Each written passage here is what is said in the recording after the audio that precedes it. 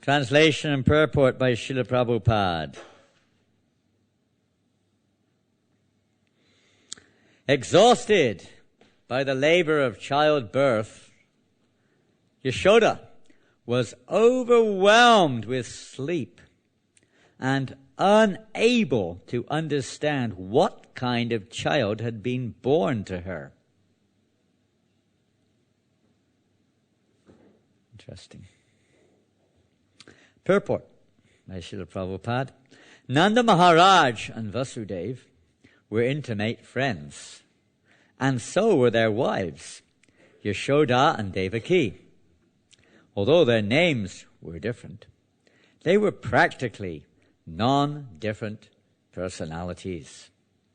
The only difference is that Devaki was able to understand that the Supreme Personality of Godhead had been born to her and had now changed into Krishna. Whereas Yasoda was not able to understand what kind of child had been born to her.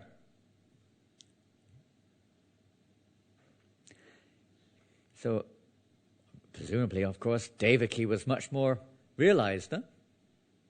She knew that her son was God, right? At least Narayan.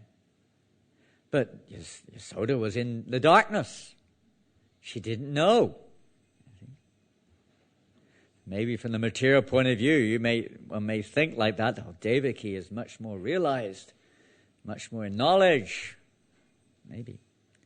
But here Prabhupada writes, Yasoda was such an advanced devotee that she never regarded Krishna as the Supreme Personality of Godhead, but simply loved him. Well, the second part is the qualification. The first part, people may also not accept Krishna as the Supreme Personality of Godhead, but that doesn't make them advanced devotees. It's qualified by the second part of the sentence. But simply, she loved him as her own child. She had unflinching love for Krishna. Nothing else. Absolutely nothing else mattered. No considerations of any other kind. Just flowing, spontaneous love for Krishna in the mood of vatsalya or motherly affection. Devaki, however, knew from the very beginning that although Krishna was her son, he was the Supreme Personality of Godhead. Imagine what it's like, it's a situation where maybe, in our case, maybe a little different, but in a case where somebody is a very notorious, well-known person in the material world, maybe the Prime Minister or some very famous person. Of course, the mother may be very proud of that, but her prominent relationship with her son is not necessarily as the president. When the man, grown-up man, now the Prime Minister or President, comes home, whoever it may be, Mr. Cameron or Mr. Obama, whoever it may be, comes home, if their mother's still alive, that is, to see the mother, how does the mother greet them? How does their mother greet them? Dun, dun, dun, dun, dun, dun. Welcome, Mr. Prime Minister. Welcome home. Is it like that? Stand up and offer their respects to their son. Do they do like that? What do they do? Give him a kiss on the cheek. Hello, darling. Welcome home, whatever it is. I don't know what they call their sons. And that maybe they give him a slap on the cheek if they came late or something like that. It's completely intimate, isn't it? It's much more pleasing, than this reverential thing. How's it going in Parliament today? What, the mother may ask at some point of time, but it's not the significant point of their relationship. It's the loving affection which the mother relishes, and that so does the son.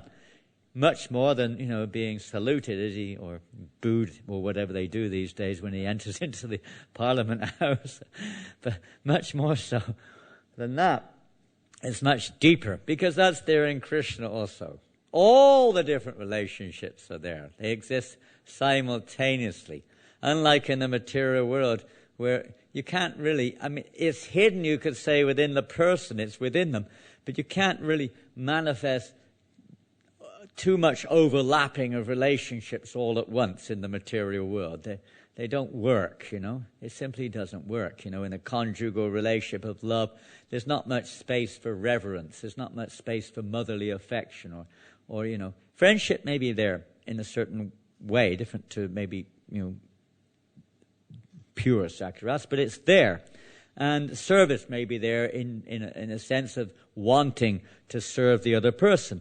But the essential feature is that conjugal love, the spontaneous loving affection towards each other in that mood of, without any other considerations. It's a very deep one, because everything's there in Krishna.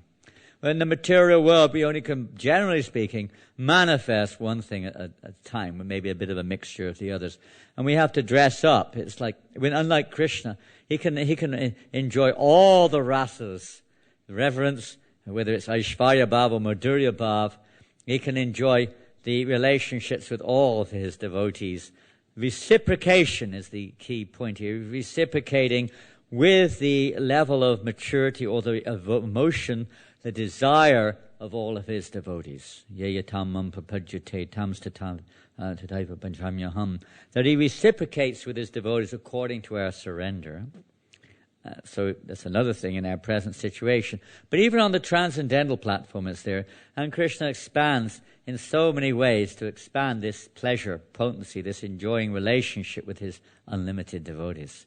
And they all go on simultaneously. Whereas in this material world, you can't really be in the Parliament House and at the same time be having a conjugal relationship with your girlfriend, or being in the pub having a drink with your mates, all at the same time. It doesn't quite work, does it? It shouldn't. Maybe it does sometimes happen, but it doesn't work like that. That you're drunk and you're drinking away with your mates, having a punch up or something, and your girlfriend comes in. You start having It doesn't work like that. Or even if you're on a sports ground or something, you can only do one thing. We're limited in this material because it's not the full thing, so to speak. It's only like a reflection. But in the spiritual world, everything is going on. Krishna, everything is an expansion for his pleasure.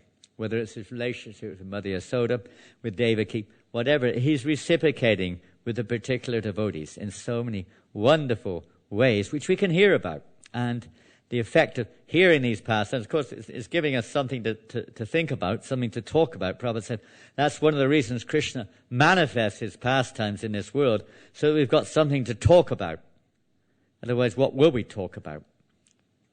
Even we've got this, we can still say, what do we talk about?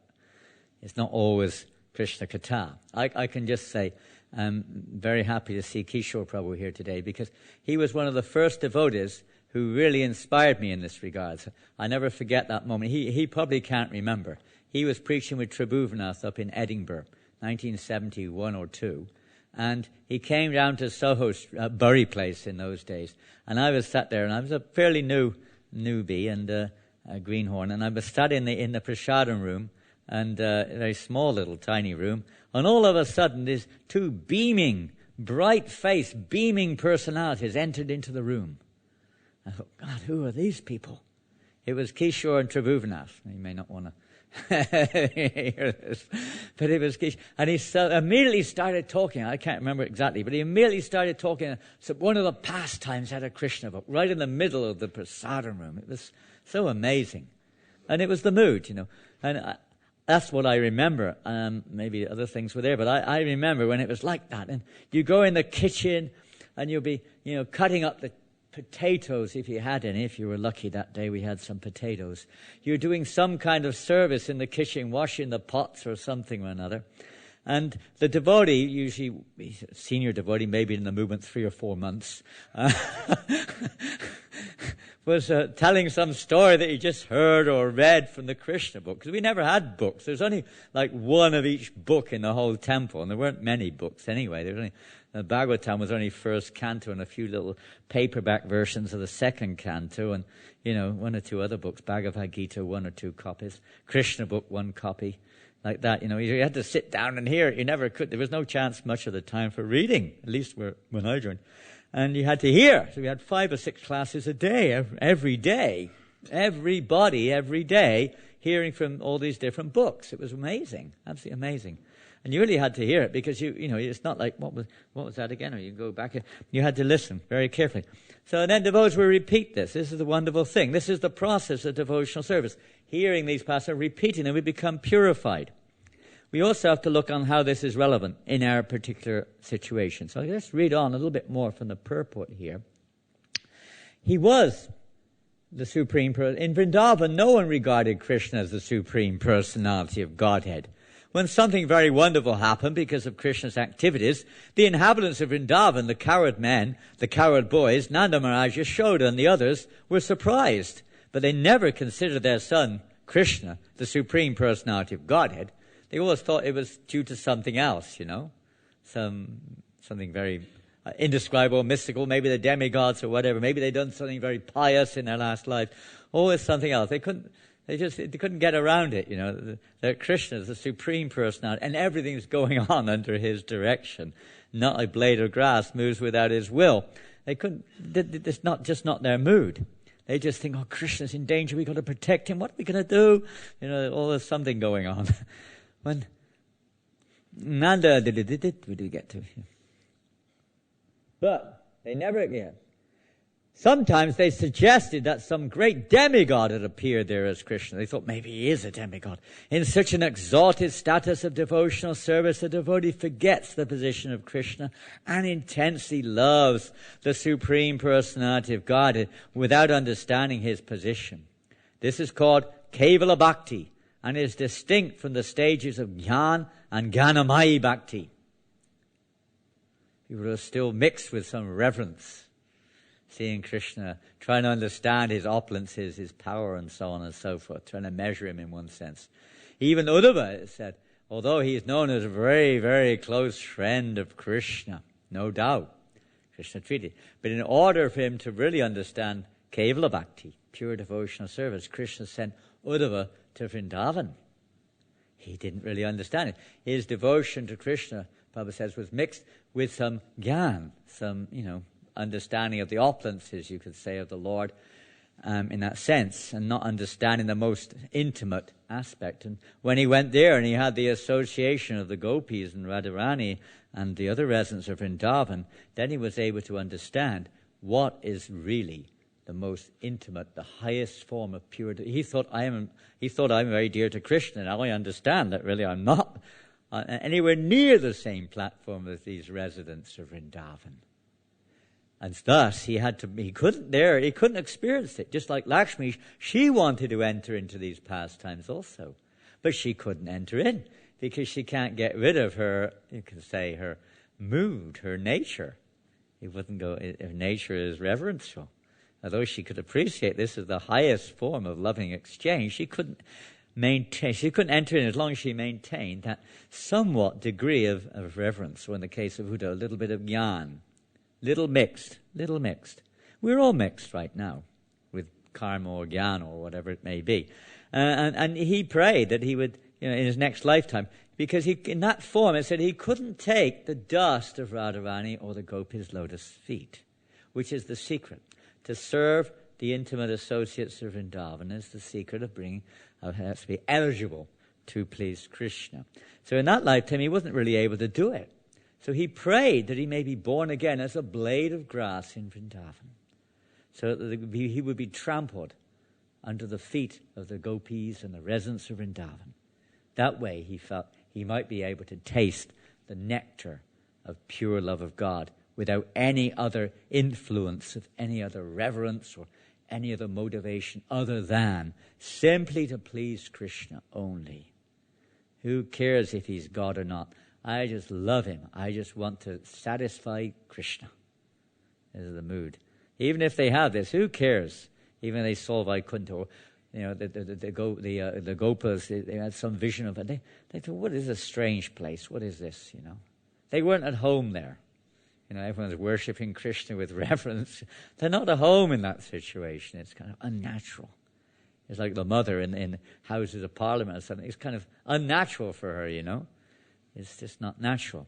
Just like when Krishna, after the pastime of Lord Brahma, who manifests, of course, very much this awe and reverence mood towards Krishna, after he's stolen away the calves and the cowherd boys, or tried to, and and consequently, of course, he learned his lesson and so on and so forth. And the same thing with Indra. He also tried to manifest his power, comparing it with Krishna, thinking he could devastate Vrindavan with this so-called power, which was only nothing but another expansion of Krishna's opulences manifesting through him. But he thought it was his. This is called pride, when we think that which belongs to Krishna is ours. And so he was like that. When he learned his lesson, eventually, he went with Sarabhi, of course, to Vrindavan to beg for forgiveness. He was in a real bad shape. First, he went to Lord Brahma, on the advice of Brihaspati, his spiritual master. You better do something about this. You're really in trouble, boy. I think you should go to Lord Brahma. I think he had a bit of a problem similar to yours not long ago. He might be able to help you. So he went to Lord Brahma, and Lord Brahma said, well, yes, what you say is true, but, I just stole away a few calves and cowherd boys. You tried to kill them all. There's a little bit of difference. He said, you better ask Sarabhi to go with you, otherwise there's not much hope. So he took Sarabhi with him. And because of the mother Sarabhi, of course, Krishna was naturally, give audience. And eventually, of course, forgave Indra and so on and so forth. And then Indra and all the demigods appeared. And there they, Govinda Kund, they performed this incredible puja to Krishna. All of, huge gold, everything was pure gold and, valuable items, offering ghee wicks and cameras, and everything was so valuable, up and big. They were all big demigods and everything. And this is all not seen by the other residents of Vrindavan, Krishna, because it's just not their mood. He kind of hid this. Yogamaya kept them out of the picture. So this went on and on and on. And it said that after a while, Krishna was getting really bored. He said, why don't they hurry up with all these rituals and get on with it so I can get on with my real business? It's so boring after a while, this thing, that thing, blah, blah, blah. The people who are very much in the mood of reverence and awe and gyan, these things are like, this is it, They're so attached to the process like this, And it's important for people like that. And that's why we have so many rules and regulations. We have to do this because we're not on that spontaneous platform. We're still attached to karma. Maybe we got a bit of gyan mixed in there. We're still attached. We're still conditioned souls. So we have to be, let's say, purified of the mixture by following somebody who is pure. In the Nectar of Instruction, we see that when it says there, some devotees jump the gun. They think they can go straight into the deep end, but they just drown. You don't. You have to go through the step-by-step procedure. You have to reside on the banks of Radhakund, and there you have to associate with and serve, somebody who's a Ragatmika, an eternal associate of the Lord, this and that. This is the goal. Yes, but that's only when one is on that platform. Otherwise one gets burned. It's like if you put your finger in fire, what happens? What happens? Yeah, you get burned. Because to enter a fire, you have to be fire. You have to come to that platform. Step-by-step Nectar of Instruction gives us the step-by-step guidelines. Prabhupada is emphasizing how we should go through the various stages. Nonetheless, even in our stage of Vaidhi, which means basically regulations, Vaidhi, sadhana, practice, bhakti, devotion, we are in a very fortunate position because we are following a resident of Vrindavan, a Ragatmika. Even though he's teaching us, you could say, the basics of Vaidhi Bhakti, but he himself is an eternal associate of the Lord. In Ragatmika, one of the Lord's confidential associates, who comes into this world to try to help release, or help us to return or to enter into that transcendental place where Krishna's pleasure is increased unendingly. Their whole purpose is to please Krishna by reconnecting us with Krishna. And the process is, from the conditioned soul, it's like a sleeping man has to be woken up first before they can engage in actual activities of, let's say, a conscious nature, or let's say, awakened nature.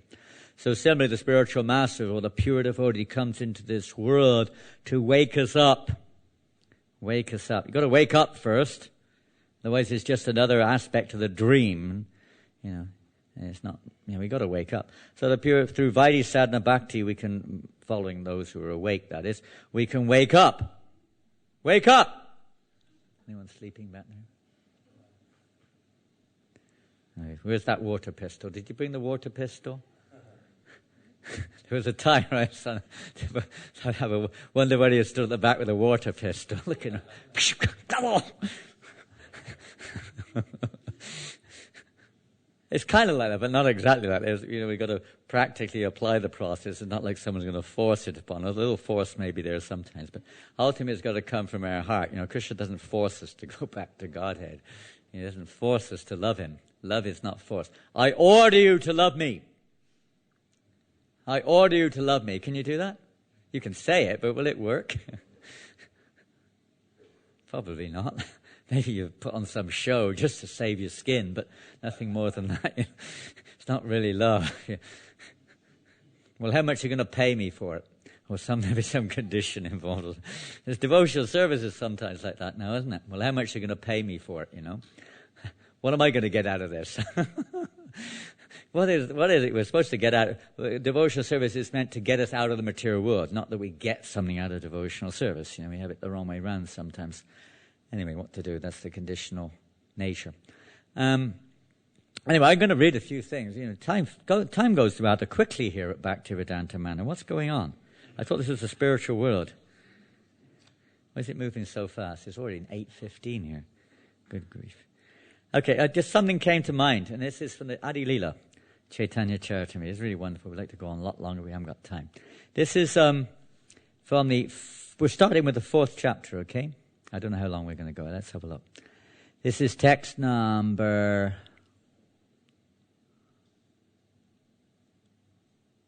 I'll just give a little idea. This is text number 13, pastimes.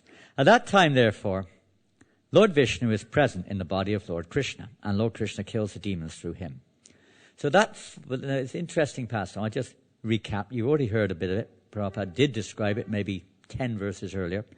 When Devaki gave birth to Vasudeva Krishna, and when Vasudeva took that baby across the river Jamuna and placed him into the cot, or into the bed of Mother Yasoda, who, as we see today, was not aware of exactly who was born of her. Somehow or another, by the great arrangement of Yogamaya, this whole thing was mystically covered over. So Mother Yasoda was, here it said, due to childbirth, labor, she was fast asleep. She was exhausted. She didn't know what was going on. So Vasudeva took the boy, baby boy, Vasudeva Krishna, placed him on the bed and picked up the baby girl and took the girl back, as we've heard. Meanwhile, of course, the whole pastime there took place in Mathura. That's another issue. That baby girl born of Yasoda is Yogamaya. Was Yogamaya. And the one taken by Vasudeva to Mathura was Mahamaya. There's nothing but another form of Yogamaya. This is explained by Srinath Chakravarti Thakur, describes this in the same purport Prabhupada quotes there, that another interesting feature is that 2 children were born immediately or simultaneously of Mother Yasoda. She had a boy and a girl, unknown to her and unknown to anyone else.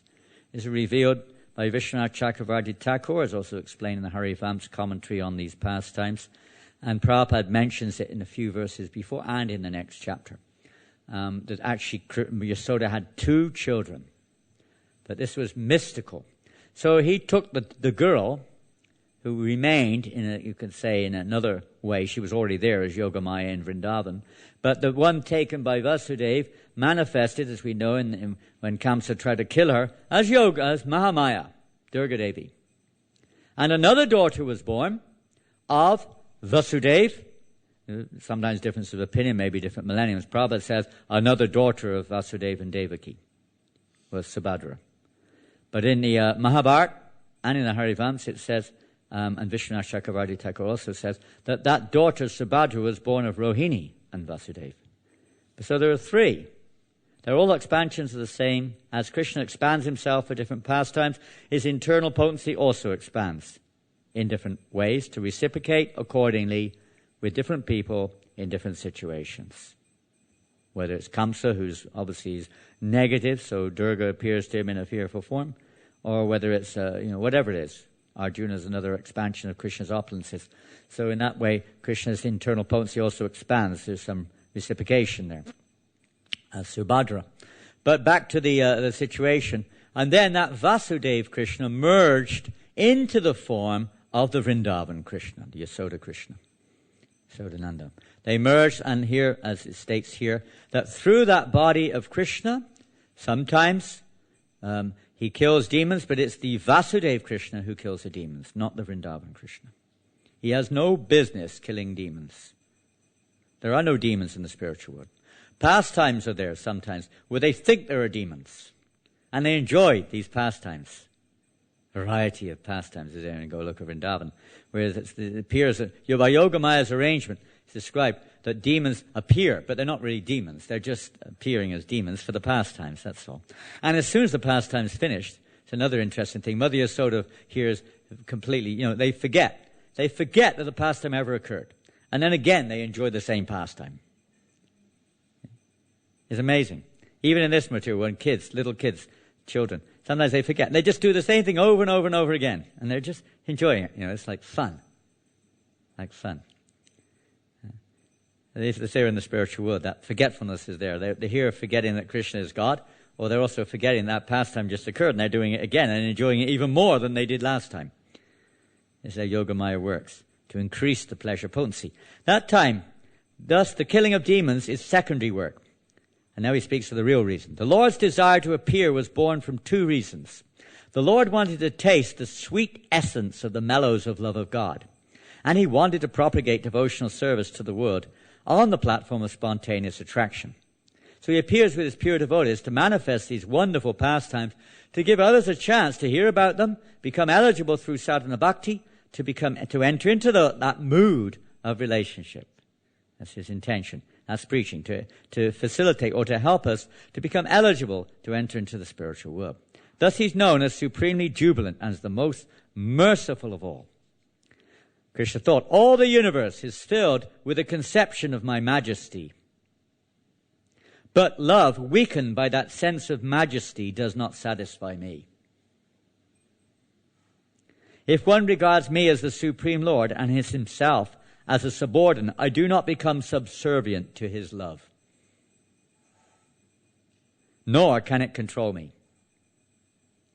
That's basically all everyone's doing. Of course, we're also doing, but with the understanding, by the grace of Srila Prabhupada, that's the stage we have to worship or serve the Lord at, with the, maybe not, maybe that's our eternal desire, but ultimately is to awaken a more intimate relationship with the Lord. We could say Raganuga Bhakti, but and most people are just in this Aishvarya, this mood of reverential worship. God is my Father.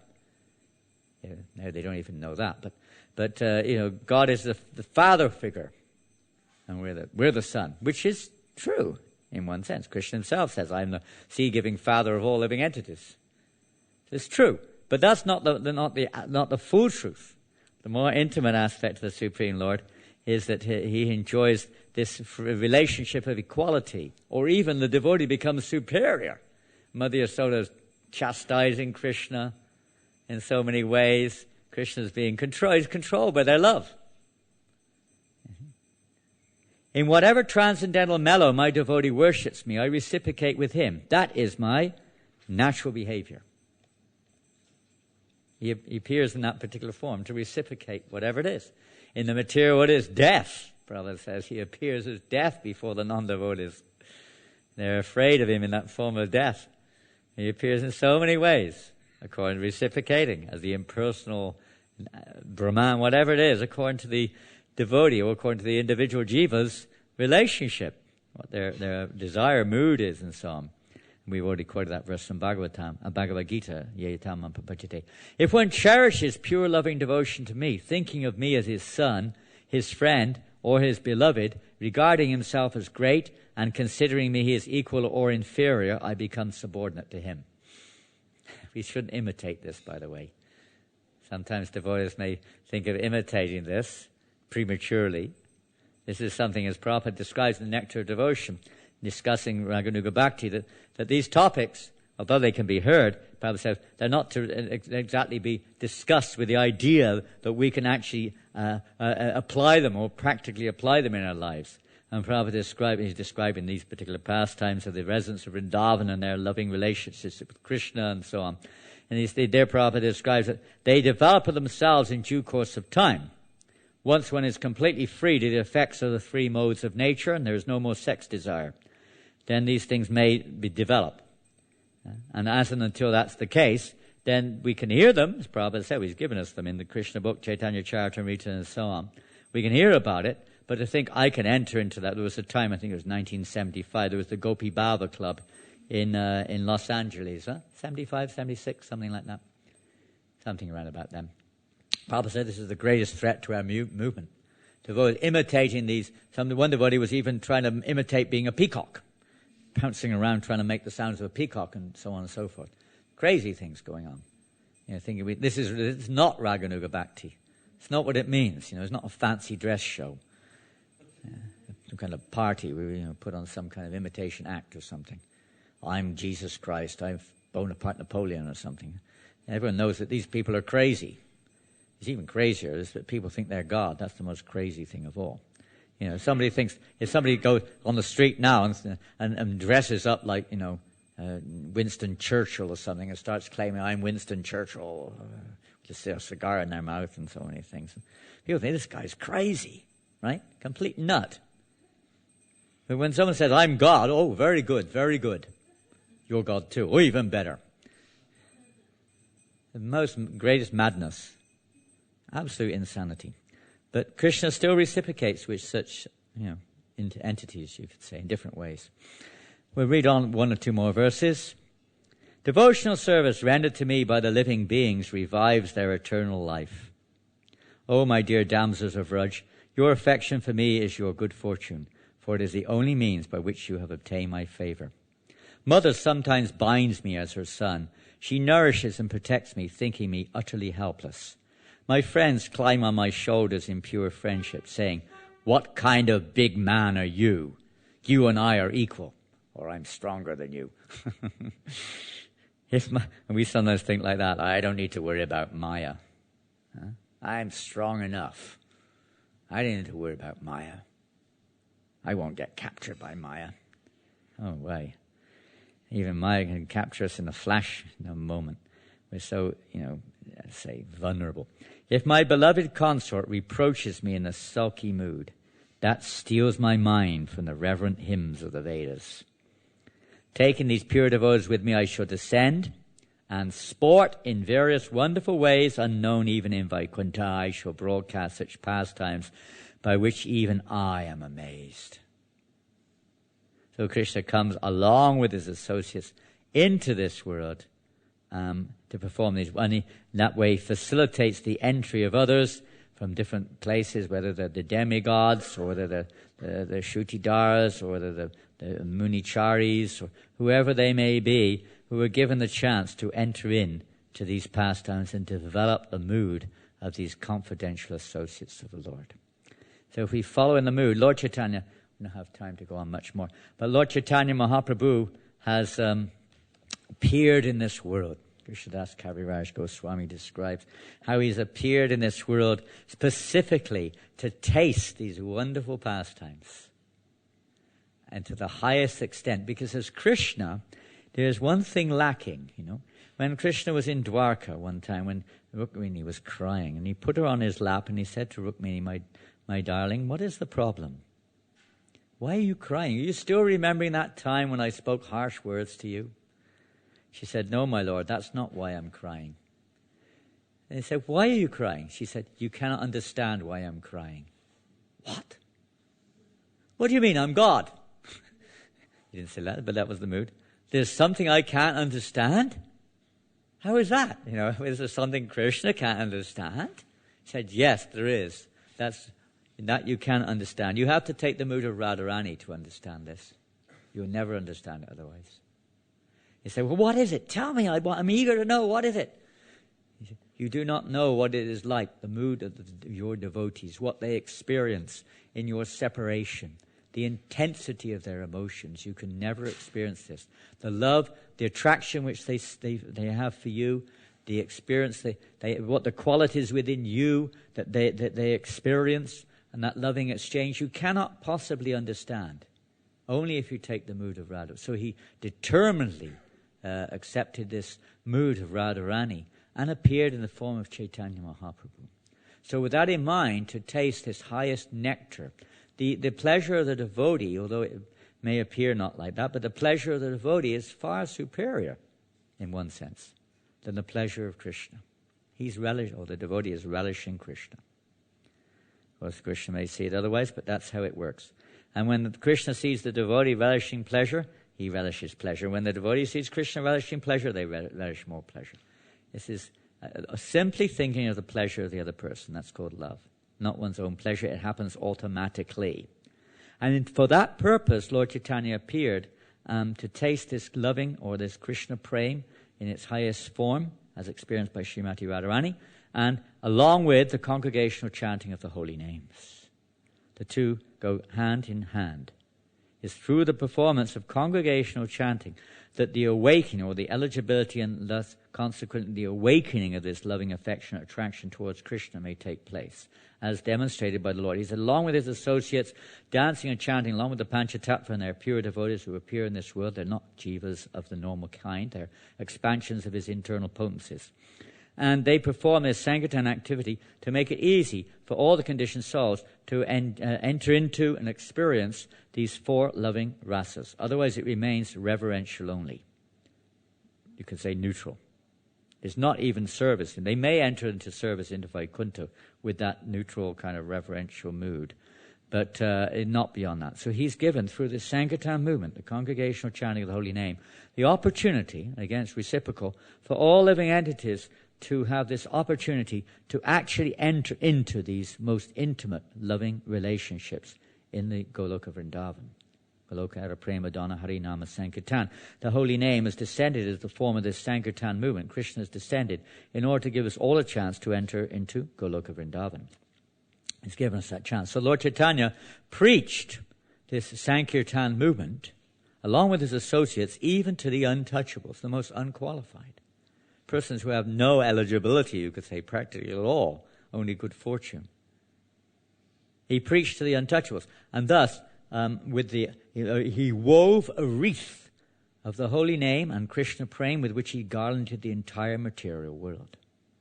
So this Sankirtan movement is the actual manifestation, or the process whereby the Lord appears in this world to give us a chance to understand, enter into, and relish, whether we want to or not, to relish these pastimes and to naturally share that with everybody else.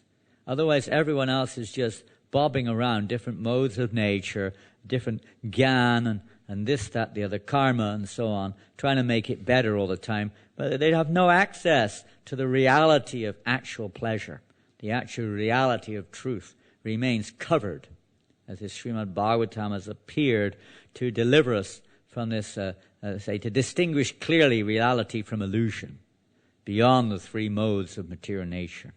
But most people have very little access. The Sankirtan movement is making that access available to everyone. And these wonderful, sweet pastimes. There's this very, almost parallel section in the third chapter of this Adi-lila also. The same thing is mentioned there by Krishnadas Kaviraj about the ultimate goal of Vaidhi Sadhana Bhakti, and how that Vaidhi Sadhana Bhakti, although we could say is reformatory, it's like in a prison house where there are many prisoners, which is more pleasing. They're both pleasing in one sense, but in the prison, where the prisoners are becoming reformed, or when the prisoners are outside actually doing something positive for the government or for their family or whatever it is.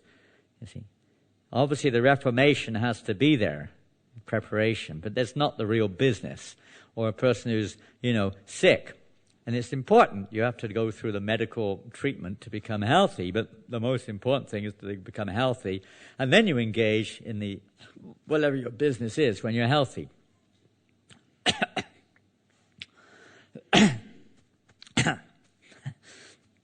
I need some medicine, quick. Is there some water somewhere? The best medicine. Water.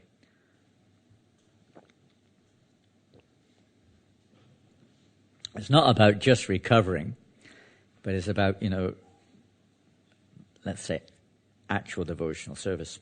Unmixed. Anyavilasatashvanyam jnanakamadyanavatam anukulyena Krishna. Anukulya Krishna means that which is pleasing to Krishna, not to me. That will come automatic. That's the pure stage. This stage is mixed, Well, what pleases me? Well, I only do what I want to do, or I only do it if I get what I want out of it, or something or another. Or, something like whatever, but mixed with something, some other motivation. But pure devotion, sort of anukulena Krishna or Shilam, is ahoitikiya patiyata. It's unmotivated, uninterrupted, pure devotional service. Look at Srila Prabhupada. Under all circumstances, he never, ever, unfailingly fulfilling the order of his spiritual master to preach this message of Krishna consciousness in this rather, you could say, averse situation, this aggressive world. He never stopped. He was unfailing. His only motivation was to please his spiritual master, please Krishna. It wasn't, this is too much. I don't need to do this. Let me go back to Vrindavan and sit and chant Hare Krishna.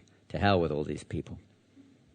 That was never Prabhupada's mood. I mean, he may have manifested sometimes a little bit of, let's say, indirect seeming like that, just to inspire us to become a bit more serious, but that was never Prabhupada's mood. His mood is always total compassion for all living entities, and simply only one pointed desire to serve his order of his spiritual master as his life and soul. So we have the same opportunity to serve Srila Prabhupada, to do whatever we can to assist in spreading this Krishna consciousness, distributing these transcendental literatures, spreading the holy name, distributing prasadam, somehow or another trying to engage people who are meant to be engaged in Krishna's service in a loving way, in Krishna's service, whatever it is, but somehow or another reconnect. Hare Krishna. Well, we're over time, but we started a bit late too. So, Hare Krishna. Any questions? Ruben G. At the end of the purport, thank you, very nice class, Maharaj. At the end of the purport, there's a discussion about, you're discussing about Uddhava and Gyan and Gyanmayi. Could you explain the difference between Gyan and Gyanmayi, what that means? Off the top of my head, stage of Gyan and Jnana-mayi Bhakti. And how that's different from Kevala Bhakti? I don't know if I can give you an authorized answer to that one. It's a technical point. Jnana and Jnana-mayi, has anyone got any authorized answer to that? Jnana and Jnana-mayi. There obviously is an authorized answer. I don't want to speculate on it. I could speculate, but I don't want to. And a little bit? Yes, Prabhu. Mai? Mai is the feminine. Yeah. So Jnana-mayi is a female who is full of knowledge. Oh, there's an interesting perception. A Jnana is male and a Jnana-mayi is female. Interesting. Anyways, it's not wrong. There's definitely one perception. The male is Jnana-mayi. Yeah. Like well, the two words are Jnana and Jnana-mayi. That's the two words. Jnana is wisdom or knowledge. And Mayi is a female who has got a lot of wisdom. Okay, anyway. Full of wisdom. Good. Anybody else has got an addition to this? Interesting statement that Prabhupada mentions here, that Kevala Bhakti is distinct from the stages of Gyan, knowledge, and Jnana-mayi, Bhakti. Well, Gyan is not necessarily Bhakti. Gyan is just knowledge of the phenomena. Jnana-mayi Bhakti is knowledge, let's say, of distinction between the various levels of, of reverence, and Vaikuntha, and different levels and so on and so forth in devotional service. Whereas one who's on the Kevala Bhakti doesn't care for all of that either. They have no consideration. They're completely, absolutely absorbed in their particular loving affection for the Lord. Kevala Bhakti is one-pointed. They're not even, directly involved in the other intimate relationships between themselves and Krishna. They're completely absorbed in their own service to Krishna, without any consciousness of, I say not consciousness, but any absorption in any of the other rasas with Krishna, generally speaking. So Jnana-mayi Bhakti, you may, naturally a devotee has different knowledge of understanding of different stages of bhakti and reverential bhakti and Vaidhi bhakti and all the different levels within Vaidhi bhakti and so on. But ultimately we just have to abandon all. Sometimes the devotee gets caught up on a certain level also of devotional service. They think that's it. The rules and regulations are it. Or just what, like that's very common. Or a different stage of yoga, they get caught on that different stage. Even though their objective is Krishna, they see that's the limit, so to speak. They don't go any further. They put blockages. Whereas there's no limit to Kevala Bhakti as such. It has no such limitations.